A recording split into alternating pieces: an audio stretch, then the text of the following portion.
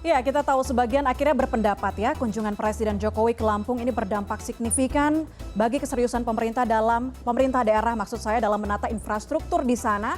Tapi bahasan bahwa Presiden akan intervensi, akan ikut campur dalam perbaikan jalan dirasa kurang pas oleh sejumlah kalangan. Ada pro kontra akhirnya, apakah ini adalah kebijakan untuk menyelamatkan atau pencitraan? Kita bahas bersama dengan Deputi 1 Kantor Staf Presiden, ada Febri Calvin Tetelepta, dan juga pengamat kebijakan publik Universitas Trisakti, Trubus Rahadiansyah. Bapak-bapak, selamat malam. Ya, selamat malam, Mbak Puza. Malam. Baik, saya ke Pak Febri terlebih dahulu. Pak Febri, ketika kemarin Presiden kunjungan ke Lampung secara tegas ya, beliau menyinggung bahwa provinsi dan kabupaten yang tidak punya kemampuan maka akan diambil alih oleh Kementerian PUPR, terutama jalan yang rusak parah. Publik harus tahu nih, apakah kemudian Presiden menganggap Pemda Lampung khususnya, Pemprov Lampung tidak punya kemampuan untuk pembangunan infrastruktur, kemudian kemampuan apa sebetulnya yang dimaksud oleh Presiden Jokowi? Ya, Mbak Puspa, pertanyaannya sangat mendasar sekali. Pasti menjadi pertanyaan bagi kita adalah kenapa sampai pemerintah pusat mengambil alih kebijakan seperti itu. Yang pertama adalah ada dua hal ya. Yang pertama adalah kita melihat bahwa hampir semua provinsi maupun kabupaten kota dalam pengalaman kami menerima audiensi mereka itu punya problem yang sangat serius terhadap aspek pembiayaan. Banyak sekali sektor-sektor produktif yang tidak bisa dijalankan dengan baik karena infrastruktur, konektivitas, transportasi yang belum berjalan dengan baik. Nah, dalam konteks itu kita melihat bahwa tanggal 5 Mei yang lalu Presiden telah mengambil langkah yang sangat baik untuk ke Lampung dan ditemukan jalan yang cukup serius, kurang lebih 15 ruas jalan yang harus diperbaiki segera mungkin sehingga sektor-sektor produksi itu bisa berjalan dengan baik. Pada dasarnya, apa yang diambil oleh Presiden itu pada prinsipnya adalah didasari dengan Impres nomor 3 tahun 2023 tentang Impres Jalan Daerah. Dalam hal ini adalah untuk membantu Pemda mewujudkan kondisi jalan yang mantap, menghubungkan sentra-sentra ekonomi, menurunkan biaya logistik, serta mendorong pertumbuhan ekonomi. Yang kedua adalah bahwa Impres ini sendiri oleh pemerintah pusat memberikan dukungan untuk menangani ruas-ruas jalan yang sebenarnya merupakan tanggung jawab Pemda ya, baik itu provinsi, kabupaten maupun kota. Dan yang ketiga adalah fokus utama pelaksanaan Impres ini adalah konektivitas ruas-ruas jalan yang mendukung kepada IKN serta kawasan-kawasan industri, kawasan pariwisata, kawasan perkebunan, pertanian, perikanan maupun sektor-sektor produktif lainnya. Dan yang paling penting adalah bahwa tidak sekedar pemerintah pusat, tetapi ada dialektika yang harus dibangun juga oleh daerah dalam tanggung jawab daerah. Dia tidak menghilangkan tanggung jawab daerah, khususnya apa yang disebut dengan pemenuhan readiness kriteria.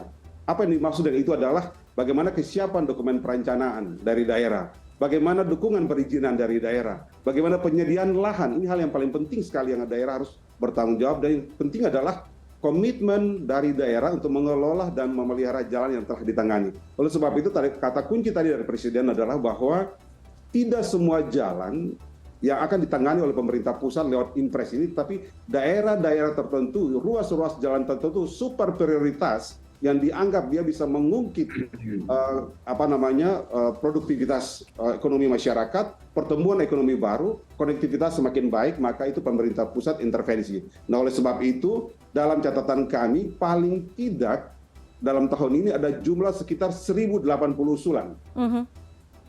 Di Sumatera, di Jawa, di Bali, Nusa Tenggara, di Kalimantan, di Sulawesi, di Maluku maupun di Papua dengan panjang jalan kurang lebih 7.718,40 km dengan estimasi alokasi biaya itu sekitar 35.796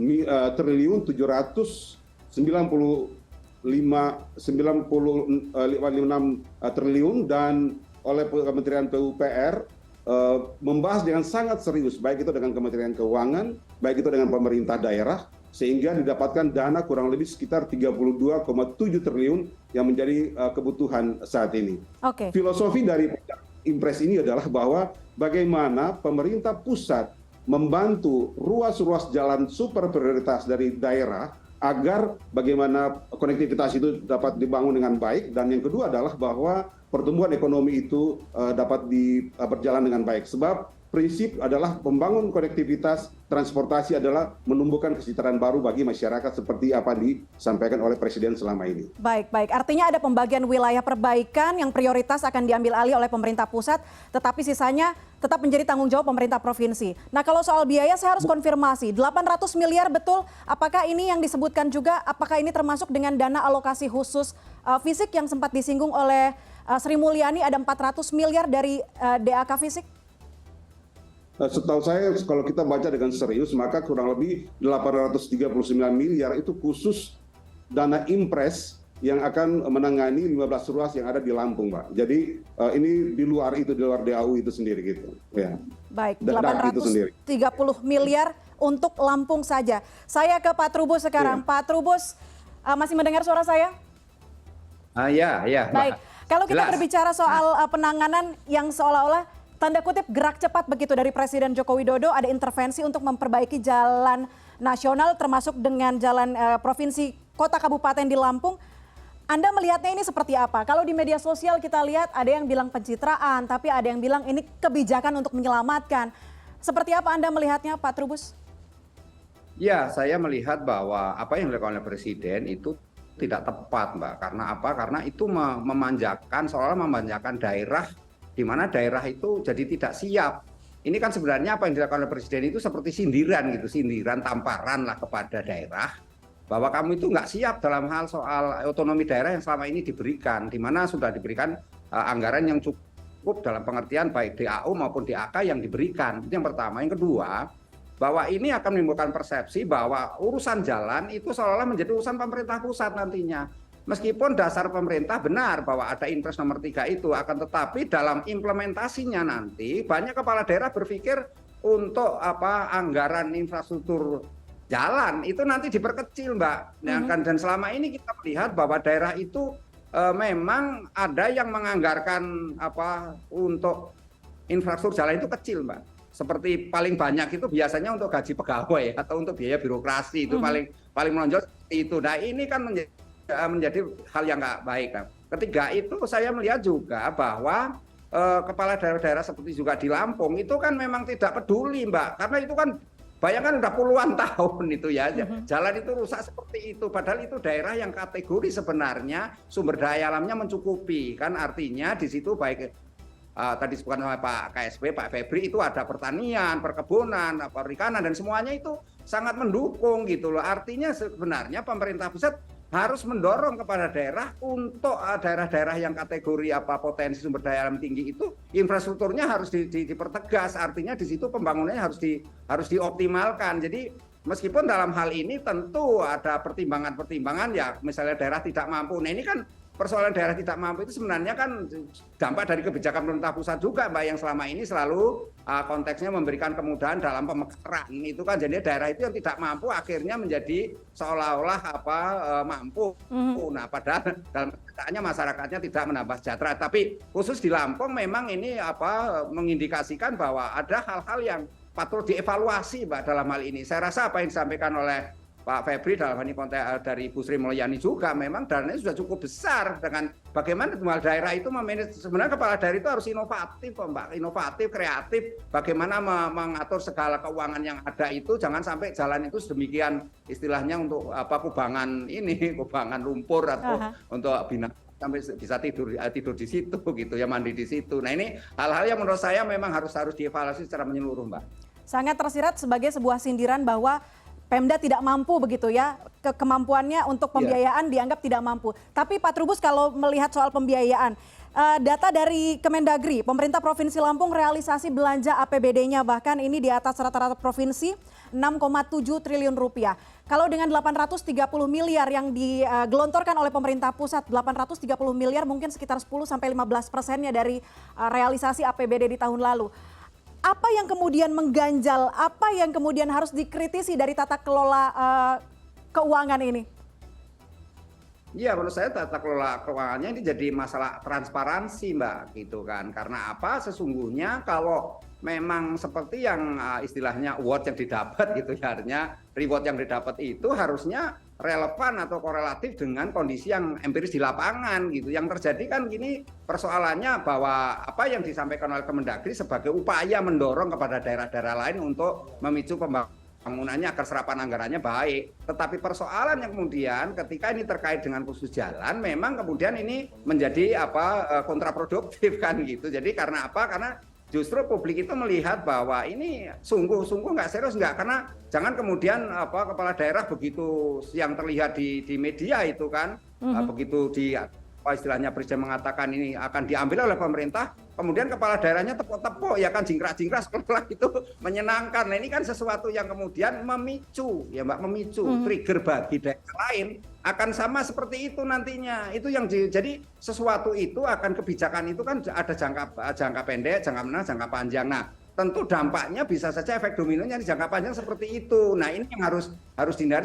Karena apa? Karena konsep otonomi daerah itu adalah memberikan kewenangan sepenuh-penuhnya kepada daerah untuk melaksanakan pembangunan. Pemerintah pusat hanya mengasihi. Nah, khusus jalan sudah menjadi sesuai Undang-Undang Nomor 22 itu sudah ada kewenangan masing-masing. Kalau pemerintah pusat itu urusan jalan nasional, kabupaten kota urusan ini kabupaten, kemudian provinsi ya provinsi, ada jalan desa, itu ada namanya dana desa. Itu juga menjadi tanggung jawab desa. Jadi kalau semuanya kemudian nanti pemerintah pusat, nah itu nanti saya khawatir ini akan menjadi bumerang. Oke, yang disampaikan Pak Jokowi semua pada setuju, artinya ini kan pertolongan kondisi yang memang sudah force major lah, darurat sama sekali ya. Bagaimana orang 10 tahun lebih pembangunan jalan nggak ada di situ, sementara kebutuhan masyarakat jujur saja sangat membutuhkan dalam hal soal mobilitas maupun ini istilahnya ekspor industri yang ada di situ gitu loh Mbak.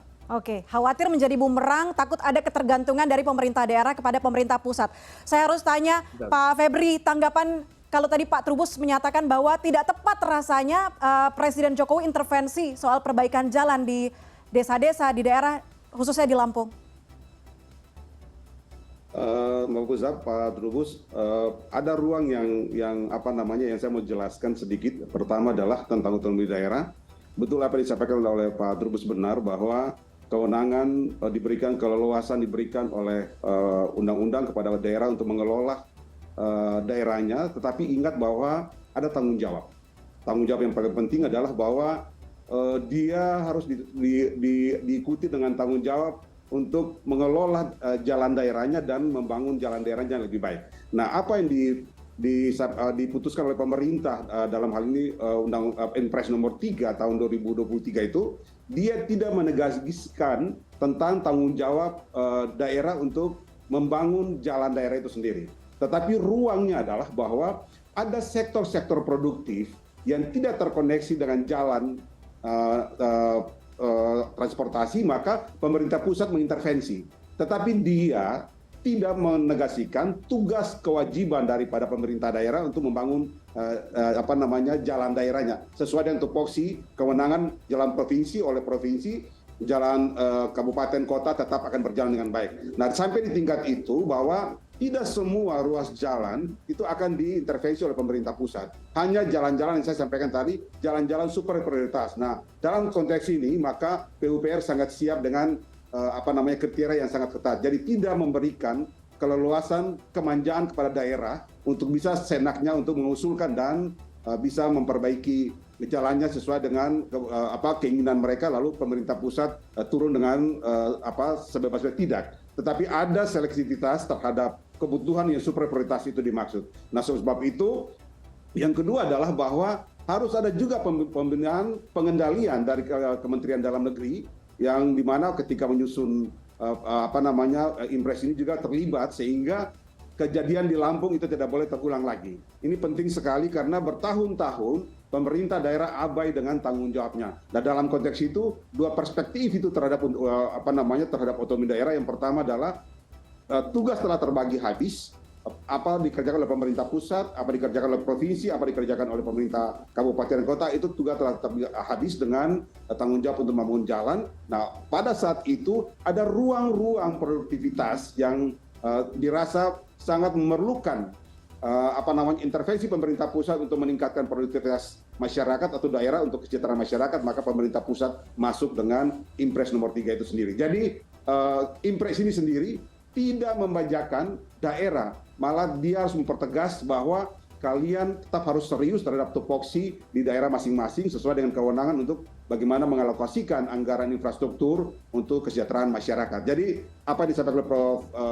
Trubus itu betul, tetapi ruang yang dibangun oleh Impres nomor 3 ini tidak memberikan kemanjaan, tetapi dia hanya membangun sebuah perspektif terhadap ruang-ruang yang dirasa sangat mendorong proses kesejahteraan masyarakat. Saya rasa itu juga tanggung jawab negara dalam hal ini, sehingga aspek ini menjadi introspeksi bagi semua pihak baik di daerah dan terutama pembinaan dari Kementerian Dalam Negeri terhadap daerah-daerah, sehingga bertanggung jawab dengan posisi masing-masing dalam tanggung jawab baik di provinsi.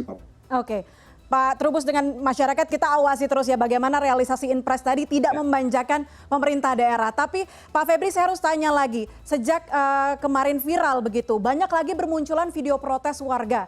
Tidak hanya di Lampung, berbagai daerah yang juga jalannya rusak parah. Ini jangan-jangan nanti jalan-jalan daerah Presiden intervensi atau seperti apa?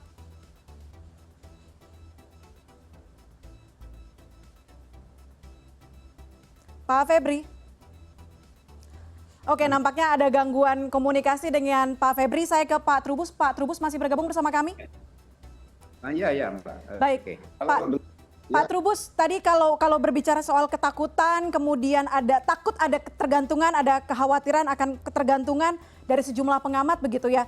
Mengingat juga banyak warga akhirnya protes, bertahun-tahun jalannya tidak dibetulkan, jalannya rusak, kemudian sekarang ada intervensi. Padahal semua anggaran, perencanaan sudah jelas setiap tahunnya begitu ya. Kita juga lihat realisasi anggaran belanja dari APBD. Apa yang kemudian akan terjadi kalau sampai ketakutan, kekhawatiran, ketergantungan itu muncul di pemerintah daerah? Ya, yang akan terjadi adalah persoalan nanti munculnya kepercayaan publik yang menurun, Mbak, kepada yang namanya pemerintah. Karena apa? Karena sesungguhnya pemerintah daerah ini kan menjadi ujung tombak dari pemerintah pusat. Ya kan, apalagi gubernur. Gubernur itu kan WPP, wakil pemerintah pusat di daerah.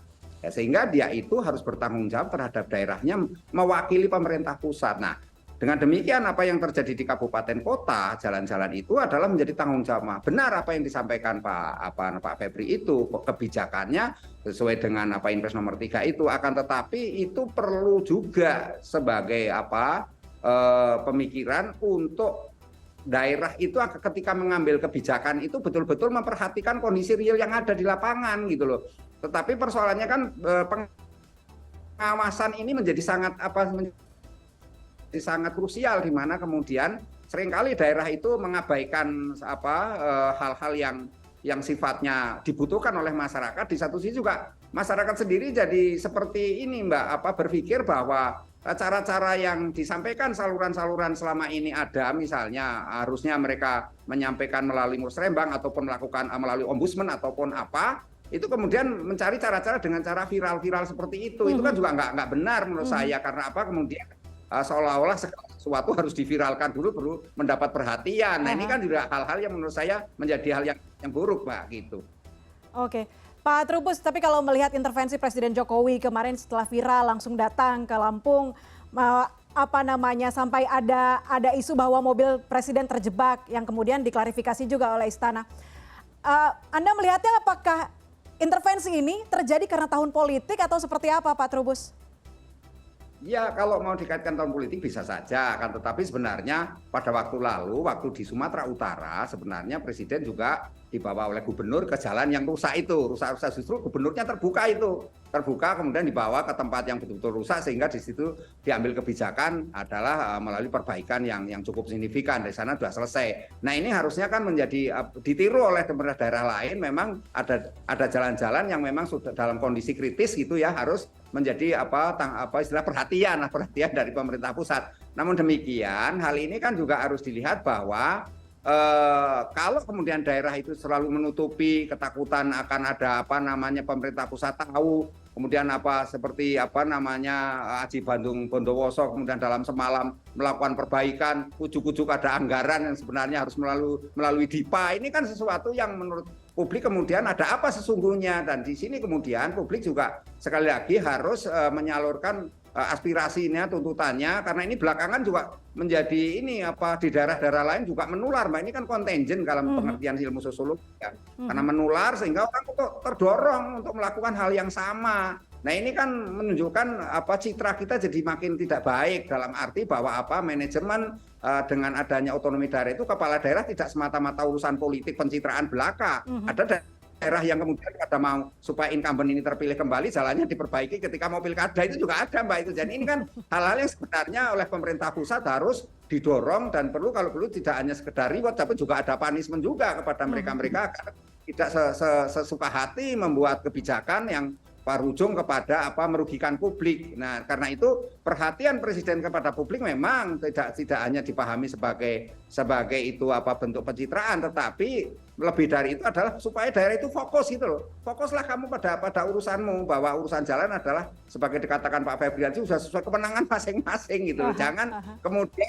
itu menabrak hal-hal yang ini. Tetapi memang kalau kita lihat di daerah banyak sekali, Mbak, jalan-jalan yang lebih dari 10 tahun ya itu tidak ada perbaikan sama sekali. Nah, sejujurnya salah di sini semua, tentu ada sesuatu yang perlu dievaluasi menurut saya ya, karena memang otonomi daerah ini kan memang membutuhkan evaluasi menyeluruh, sehingga ini ada sesuatu yang tidak jalan kemudian jalan yang menjadi dibutuhkan oleh publik atau kebutuhan publik. Dan di sini juga ombudsman sebagai pihak yang terkait, karena itu jalan itu adalah layanan publik, juga harusnya juga memberikan ini satu dorongan kepada daerah setidaknya agar tidak terjadi adanya daerah yang jalannya itu rusak secara permanen gitu ya, kronis. Nah, saya hal-hal yang kemudian juga dalam hal ini konteks kolaborasi ya, sehingga ada tidak aja antar daerah juga ini penting, karena memang seringkali daerah ini sering berebut kewenangan. Kalau itu urusan jalan provinsi, walaupun jalan itu ada di daerah, sehingga daerah kabupaten nggak bisa intervensi apa-apa. Ini juga menjadi problem sendiri, Mbak. Artinya ini memang perlu satu evaluasi menyeluruh agar tidak ada rasa ego sektoral. Itu menurut saya itu juga harus hal penting, Mbak, menurut saya. Baik. Evaluasi menyeluruh pasti dilakukan, saya yakin, mengingat sekarang apapun yang viral ya, walaupun tadi caranya salah gitu ya, tidak perlu diviralkan. Ada jalur-jalurnya untuk protes begitu. Apapun yang viral sekarang menjadi sorotan, khususnya di istana. Tapi saya harus ke Pak Febri terakhir. Pak Febri, kemarin Presiden menyoroti juga infrastruktur adalah hal yang begitu penting untuk menurunkan biaya-biaya, kemudian biaya logistik, karena berpengaruh sekali ekonomi dalam suatu daerah. Lantas kemudian kapan atensi perbaikan ini akan segera dimulai? Saya rasa yang pertama adalah bahwa asumsi dasar dari sebuah infrastruktur konektivitas adalah bagaimana dia menekan biaya logistik, disparitas antar daerah itu semakin pendek, waktu tempuh semakin pendek, dan ada ruang untuk bagaimana konektivitas itu dibangun dengan lebih baik. Nah, dalam konteks itu kemarin Presiden sudah katakan bahwa kasus di Lampung contoh bahwa anggaran tersedia dan akan dilakukan dalam waktu dekat ini, paling kurang bulan Juni. Tapi saya mau sampaikan tadi terputus, Mbak Puspa, bahwa hampir setiap bulan di kantor selama 7 tahun ini saya menerima audiensi dari para bupati-bupati yang juga punya problem yang serius terhadap infrastruktur ini. Saya mencontoh beberapa bupati, seperti Bupati Mukomuko, itu di Bengkulu, Mbak. Saya langsung turun ke daerah dan saya melihat bahwa itu penghasil minyak sawit yang luar biasa. Tetapi apa yang terjadi adalah dari kebun sawit keluar ke jalan nasional, itu jalannya rusak dan butuh waktu tempuh yang sangat luar biasa dengan biaya yang sangat mahal. Kita mau intervensi, bisa gitu, Mbak. Kenapa nggak bisa? Karena kewenangan itu terbatas gitu. Ini jalan kabupaten, tidak punya duit, padahal kaya raya, rakyat tetap miskin gitu. Nah, dengan Impres nomor 3 ini, sektor-sektor super prioritas seperti inilah menjadi bagian dari intervensi dari pemerintah pusat. Itu yang saya katakan bahwa tidak memanjakan, tetapi dia mengungkit ekonomi baru bagi pertumbuhan ekonomi bagi masyarakat sendiri di wilayah. Saya menerima katakanlah Bupati Nias Utara. Ketika pertama kali saya ketemu resmi di kantor, dia tertunduk dan sedih. Saya bilang, kenapa Pak Bupati sedih? Dia katakan, Pak, kami sudah capek miskin, Pak, di Republik ini, Pak. Selama kami bergabung dengan Republik ini, kami capek, Pak, miskin, kami malu, dan dia sedih dan air matanya jatuh. Saya kaget, saya bilang, kenapa? Kami punya laut, kami punya pertanian, kami punya ikan, kami punya lobster, tapi nggak bisa bawa, Pak. Dan kami turun ke lapangan, kami selesaikan itu dengan baik, dan kami bawa KKP, kami bawa PU, dan kami pastikan bahwa ini jalan. Waktu itu belum ada impress Pak. Tapi kita cari ruang di mana ini orang kaya di situ tapi nggak punya apa-apa gitu, miskin semua gitu.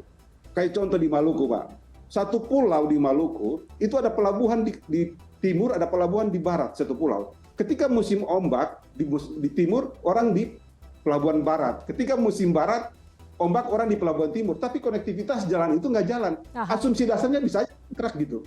Tapi jalan nggak ada, padahal ini pulau-pulau kaya semua gitu. Nah kami berharap bahwa tadi seperti Pak Trubus mengatakan, kreativitas persiapan dari pemerintah daerah sangat penting untuk melihat peluang ini. Tetapi kembali lagi bahwa tanggung jawab provinsi, tanggung jawab kabupaten kota itu tidak boleh hilang. Karena ini hanya pada sektor-sektor super prioritas yang mengungkit ekonomi masyarakat. Pertumbuhan ekonomi baru itu menjadi hal yang sangat penting. Seperti di Maluku, di Pulau Seram, Mbak. Baik, itu daerah sangat kaya. Baik. Ya, tapi orang mau ke puskesmas, itu dibopong, dan orang malah ini kan tengah jalan gitu. Gitu loh. Nah itu hal-hal yang nggak bisa kita maafkan dalam konteks kita sekarang ini gitu loh, nggak bisa gitu ya.